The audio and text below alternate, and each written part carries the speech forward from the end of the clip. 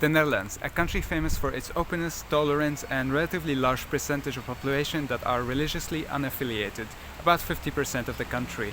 However, things were not always this way. It was here in Dokkum, in Friesland, where the famous, or rather infamous, incident of killing of Boniface took place. Boniface was an Anglo-Saxon missionary who traveled to Friesland in order to Christianize its inhabitants. However, he was murdered by the Frisians in 754 because they believed that he carried gold. Zodra je de naam Bonifatius noemt, dan schiet iedereen overeind te zetten. 754 Bonifatius vermoord. Dat is bij ons op school heel erg ingedrukt. By the late Middle Ages, Catholicism became the predominant religion in the region we call today the Netherlands.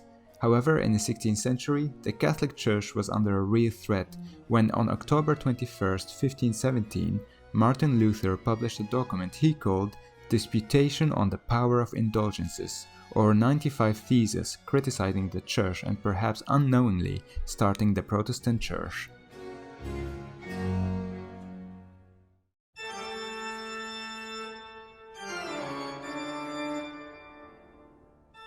As the Netherlands was almost fully Christianized by the late Middle Ages, Catholicism became the dominant religion in the region. That, however, was not going to last long, as the wind of the Protestant Reformation took Europe by storm.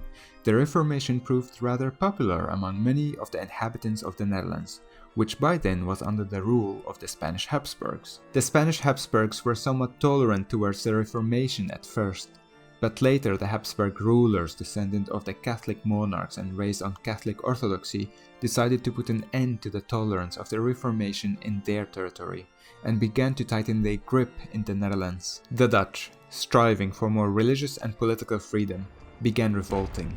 The Protestant movement was closely linked to the Dutch revolt, and the Spanish sought to punish the Protestants, especially Philip II of Spain, who proclaimed himself as the protector of the Counter-Reformation. During the mid-16th century, the atmosphere in the Netherlands was tense. This was due to bad harvests and also the economic difficulties that followed the Northern 7 Years' War, and also of the Calvinist preachings of the time. All which led to the Beelstorm, also known as the Great Iconoclastic Fury. The Great Iconoclastic Fury ended in an assault and destruction of religious Catholic arts, shown by these statues, where the faces were removed, as instructed by the Calvinist leaders who encouraged the removal of religious images from the church. Beeldstorm is dat de protestanten die hebben alle beelden verwijderd uit de kerk. En hier is dit heel erg beschadigd. We zien hier een altaarretabel. Het komt uit 1500 ongeveer. Daar zijn de kleuren heel goed bewaard gebleven. En in 1919 is er bij de restauratie ontdekt dat er iets achter de muur zat. Ze hoorden een hol geluid en toen hebben ze gezien die prachtige altaarretabel. It was in the city of Utrecht, where once the bishopric of Utrecht ruled the city and some substantial lands in the Netherlands. After the bishopric was conquered and the land conceded, dealing with the heretics was no longer up to the bishop, who would normally have appointed one of his inquisitors to investigate the case. Now heresy was dealt with directly by the emperor's followers, and it was treated as an act of treason and punished severely. The main city square of Utrecht was the witness for such punishments, where Anabaptist, Calvinists, Protestants and Reformers were all convicted and burned alive. Many of these incidents and other historical religious events can be found in the Catharijn Convent Museum in Utrecht.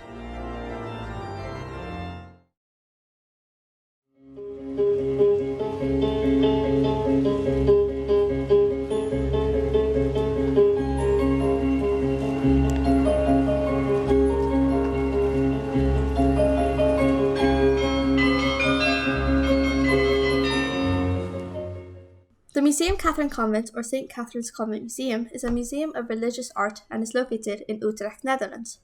The museum's location used to be the former St. Catherine Convent, which is probably dedicated to Catherine of Alexandria, as early as the 12th century, and is also placed against St. Catherine's Cathedral. The convent was built in the 15th century by the Carmelites, but in 1528 it became property of the Johannites, who set it up as a hospital. The dormitory was converted into an infirmary, and it held 24 beds, which made it the largest hospital in the city. Once the hospital closed in 1811, the convent was given various uses, but in 1972 it accommodated a National Museum for the History of Christianity in the Netherlands. Museum Catharine Convent has a varied collection of important historical objects from the early Middle Ages to the 21st century. The permanent collection provides visitors a look into Christian art and cultural history of the Netherlands, and how history has impacted society today. In this exhibition, it shows how people began to question the church and remove it from daily conversations. So visitors will come to this exhibition and reflect on today's society and also the past. The museum offers several education programs for both primary and secondary schools. The collections offer an insight into topics such as the Reformation, church culture, and identity, so meaning their own Dutch identity. Through these topics and through these exhibitions, students will be able to further their critical thinking and dive into difficult subjects from the past and today.